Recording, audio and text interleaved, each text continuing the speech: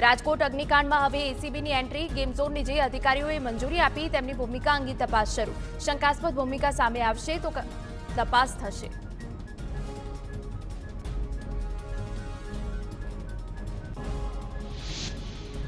રાજકોટ અગ્નિકાંડ મામલે એસઆઈટી ગૃહ રાજ્યપ્રધા હર્ષ સંઘવીની બેઠક. રાજ્ય પોલીસ વડા વિકાસ સહાય પણ ઉપસ્થિત રહ્યા.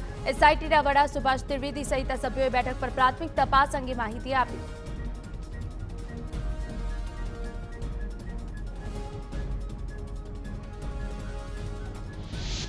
બેઠક બાદ એસઆઈટીના વડા સુભાષ ત્રિવેદીનું નિવેદન, કહ્યું દુર્ઘટનામાં જવાબદાર અધિકારીઓને નહીં છોડાય. ભવિષ્યમાં આવી ઘટના ન બને તે માટે સિસ્ટમ બનાવાશે.